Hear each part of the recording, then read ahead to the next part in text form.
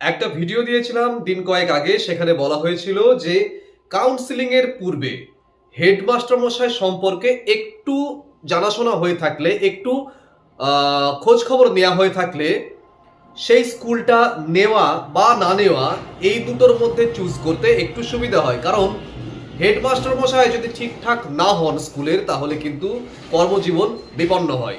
এবার অনেকেই এখান থেকে প্রশ্ন করছেন যে হেডমাস্টার মশাই কেমন, সেটা জয়নিং এর আমি বুঝবো কি করে? এই প্রশ্নের উত্তর নিয়ে কিন্তু আজকে এসেছে। আমি বলেইছিলাম সেই পার্টে যে নেক্সট আর একটা পার্ট আসবে, যেখান থেকে আমরা বুঝে নেব যে মোটামুটি একটা আইডিয়া কিভাবে পাওয়া যায় যে এখানকার এই স্কুলের হেডমাস্টার মশাই কেমন, বা এই স্কুলে আমি যদি চাকরি করি, জব নিই, তাহলে আমার আগামী যে ভবিষ্যৎ সেটাই সেই কর্মজীবনটা প্রাণবন্ত হবে কিনা। কারণ হেডমাস্টার মশাই ঠিকঠাক না হলে কর্মজীবন প্রাণবন্ত হয় না অনেক সময়। অনেকেই বলছেন যে এখন ম্যাক্সিমাম স্কুলে কমেন্ট করেছেন যে অনেক স্কুলেই এখন তো টিআইসি হেডমাস্টার মশাই নেন, আবার হেডমাস্টার মশাই থাকলেও দেখা যাচ্ছে 5 থেকে 10 বছরের মধ্যে রিটায়ার করবেন হয়তো। তাহলে এত ভেবে লাভ কি? দেখুন, দুশ্চিন্তা করতে বলছি না, আমি ভাবতে বলছি। কারণ বিভিন্ন অপশন আপনাদের সামনে ছড়িয়ে ছিটিয়ে আছে, অনেকেই অনেক কিছুকে প্রায়োরিটি দেন। তাই সমস্ত কিছুকে পরিষ্কার করে দেওয়া হচ্ছে এই ভিডিওগুলোর মাধ্যমে। তারপরে সঠিক সিদ্ধান্ত নেবার একমাত্র অধিকার একমাত্র ক্যান্ডিডেটেরই রয়েছে। সুতরাং সেটাতে কেউ হস্তক্ষেপ করতে পারে না, আমি বা আপনি কেউ নন। যে রকমের প্রবাবিলিটি বা পসিবিলিটি তাকে ফেস করতে হতে পারে, সেইগুলোকে বলে দেওয়া, সেইগুলো সম্পর্কে একটু সচেতন করে দেওয়া। অনেকেই এরকমও কমেন্ট করছেন যে হ্যাঁ, আপনি যে কথাগুলো বলছেন, আমার এক কাকা বা আমার এক মামা বা আমার এক আত্মীয় তিনি কাজ করছেন, একদম হুবহু মিলে যাচ্ছে। এগুলো আমাকে পার্সোনাল মেসেজ করেও বলেছে অনেকে, যে হ্যাঁ, আপনি যে সুবিধা অসুবিধাগুলো বলছে সত্যি সত্যি ফেস করছে, অর্থাৎ ফেস করেন তারা। এইবার সেই অসুবিধাটাকে আপনি গ্র্যান্ট করবেন কি করবেন না, সেটা তো আপনার ব্যাপার। আপনি সমস্ত অসুবিধাকে ঠেলে সরিয়ে আপনি কাজ যদি করতে পারেন, তাহলে তো আপনি সত্যি সত্যি একটা কর্মজীবনের জন্য প্রস্তুত হয়ে গিয়েছেন। অসুবিধা থাকবেই, যে পরিবেশেই যান না কেন অসুবিধা আপনার থাকবেই, কিন্তু কোন সুবিধা অসুবিধা কোন জায়গায় কতটা, এবং তাকে ফেস করবার জন্য যেটুকু মানসিক শক্তি লাগে বা মানসিক একটা পরিকল্পনা লাগে, সেইগুলোর জন্য এই ভিডিওগুলো বানানো হচ্ছে।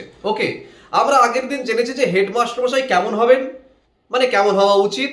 সহযোগিতাপূর্ণ, দায়িত্ব ভাগ করে দেন যিনি, নতুনদের গাইড করেন যিনি, সমস্যা হলে পাশে দাঁড়ান, বাইরের লোকের নয় আপনার, স্বচ্ছ এবং ন্যায়পরায়ণ, এই হচ্ছে ভালো হেডমাস্টার মশাই। কিন্তু হেডমাস্টার মানেই একদম, আমি বলেছিলাম, অর্ধেক সমস্যা শেষ। কিন্তু জানবো কি করে যে হেডমাস্টার মশাই এই স্কুলের কেমন, সেটিকে জানার কিন্তু বেশ কিছু উপায় আছে। আমি মোটামুটি একটা ধারণা দেওয়ার চেষ্টা করছি, আপনারা তার থেকে কিন্তু একটা আইডিয়া পাবেন। সরাসরি স্কুলে গিয়ে দেখা করুন, ফিজিক্যালি যান, স্কুলে গিয়ে হেডমাস্টার মশাইয়ের সঙ্গে কাউন্সিলিং এর আগে দেখা করুন, হেডমাস্টার মশাইয়ের সঙ্গে কথা বলুন। কথা বলে মানুষের সমস্ত কিছু একদিনে বোঝা যায় না, বোঝা উচিত নয়, বোঝার চেষ্টা করাও উচিত নয়। কিন্তু দেখবেন, যেহেতু শিক্ষক, তো আপনি 5 মিনিট কথা বললে একটা বেসিক ধারণা পাবেনই যে মানুষটা কেমন। এটা করতে পারেন।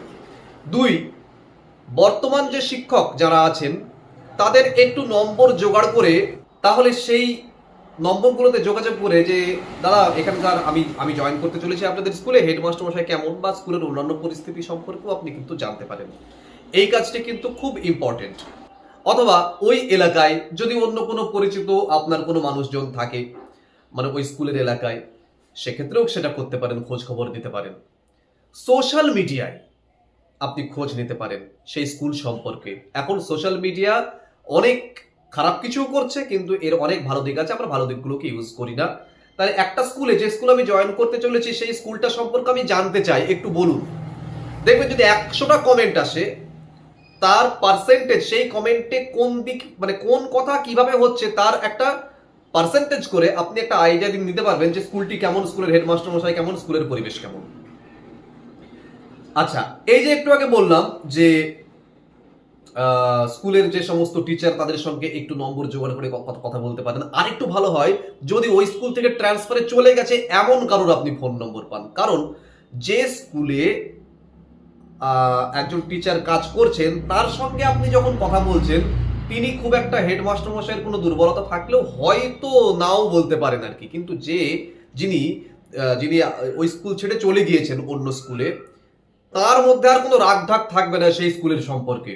সুতরাং যদি কোনো নেগেটিভ কোনো পয়েন্ট থেকেও থাকে আর কি, তার কাছ থেকে আপনি সেটা খুব সহজেই জানতে পারবেন যে এই স্কুলটা নিও না, এই স্কুলে প্রচুর চাপ, এই স্কুলের হেডমাস্টার মশাই এইরকম, একদম কাজ করতে দেন না, একদম আমাদের হয়ে কোনো কথা বলেন না, খুব দাম্ভিক, এরকম অনেক কিছু কিন্তু আপনি শুনতে পেতেও পারেন, আবার এর উল্টোটাও শুনতে পেতে পারেন।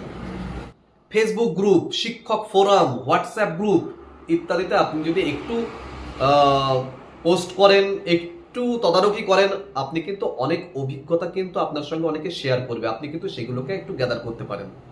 এই মোটামুটি ৩-৪টে জিনিস আপনি যদি একটুখানি ট্যালি করেন, আপনি কিন্তু অনেকটা আপনার ধারণা কিন্তু জন্মাবে।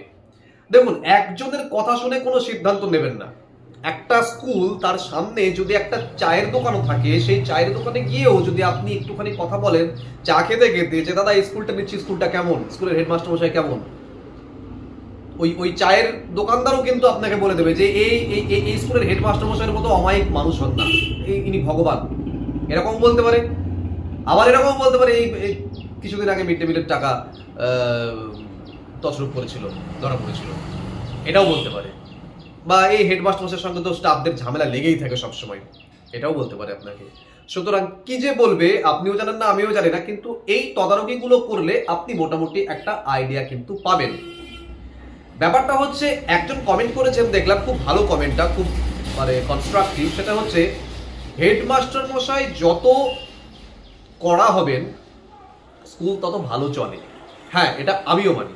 হেডমাস্টার মশাই যদি কড়া হন, দেখুন অভিভাবক যদি, বাড়ির অভিভাবক যেমন স্ট্রিক্ট যদি হন, তাহলে ঠিকঠাক করে কিন্তু সেই বাড়ির সংসার সেটা কিন্তু চলে। ব্যাপারটা হচ্ছে, এই যে স্ট্রিক্ট ব্যাপারটা পজিটিভলি নাকি নেগেটিভলি, এইখানে হচ্ছে ব্যাপারটা। কেমন, আমি পজিটিভলি সমস্ত কিছুকে এগিয়ে নিতে চাইছি, নাকি আমি স্ট্রিক্ট থেকে আমি অমরেশ পুরী টাইপের একজন ক্যারেক্টার হতে চাইছি, এর মধ্যে তো একটা ব্যাপার আছে, পার্থক্য তো আছে, তাই না? তাই স্ট্রিক্ট থাকা মানেই সবসময় ভালো নয়, ভালো হয়ে পজিটিভলি স্ট্রিক্ট থাকা হচ্ছে ভালো জিনিস।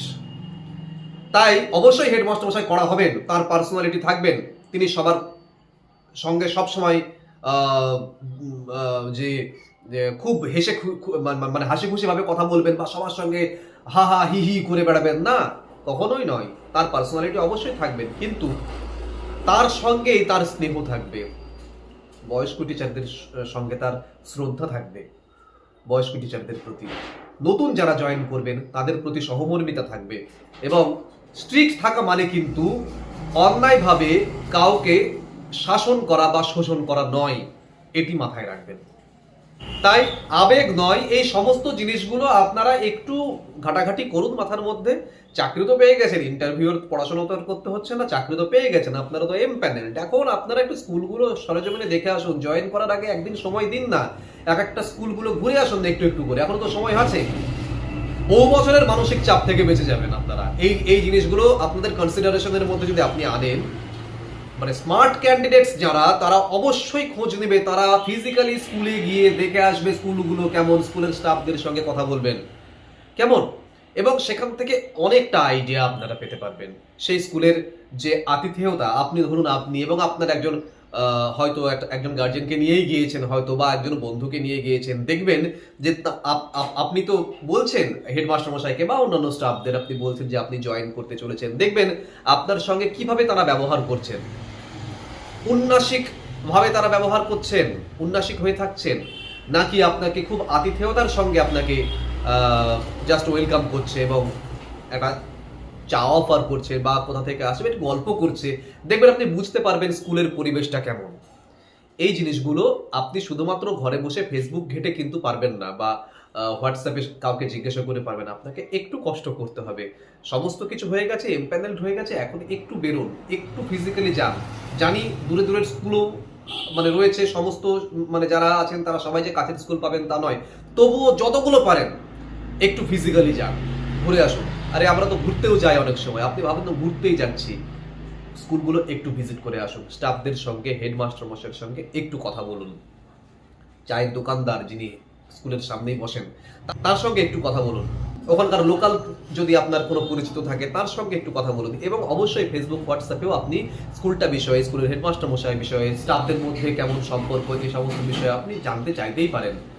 এইগুলো করুন, আপনাদের একটা স্কুল সম্পর্কে মোটামুটি আইডিয়া তৈরি হয়ে যাবে। কাউন্সিলিং সম্পর্কিত এরকম অনেক ভিডিও রোজ আসছে, এবং আমার কাজ কনফিউশনে ভুগিয়ে দেওয়া নয় আপনাদের, বরং কনফিউশন থেকে বার করে নিয়ে আসা। অনেক সময় এই ভাবনাগুলো আপনাদের মধ্যে ঢোকাচ্ছি বলে অনেকে ভাবছেন বা কমেন্টও করেছেন যে আমি বেশি বেশি ভাবনা আপনাদের মধ্যে ঢুকিয়ে দিচ্ছি। না, যে ভাবনা আপনি ভাবেনই না সেই ভাবনাটাকে আপনাকে দিয়ে ভাবিয়ে নেওয়া আপনারই উপকার। কারণ আপনি 2 বছর বা 4 বছরের জন্য শিক্ষকতার পেশায় আসতে যাচ্ছেন না, আপনি আগামী 15, 20, 30 বছর ধরে আপনি একটি স্কুলে থাকবেন। ট্রান্সফারের সুবিধা কিন্তু সবসময় নেই এবং সেটি চান্স খুবই কম। সুতরাং একটি স্কুল যখন আমি নেব, আমি অনেক সুবিধা অসুবিধাকে আমার চোখের সামনে ঠিক করে দেবো, দিয়ে আমি মেন্টালি প্রিপেয়ার্ড হব যে এই অসুবিধাগুলোকে আমি জয় করতে পারি এবং তার সঙ্গে এই সুবিধাগুলো আমি এনজয় করব। ব্যাস, এই সুবিধা অসুবিধাগুলো প্রত্যেকটা ভিডিওতে আপনাদের জন্য আনা হচ্ছে। আপনারা এগুলো দেখুন। দেখা হচ্ছে পরের ভিডিওতে খুব তাড়াতাড়ি।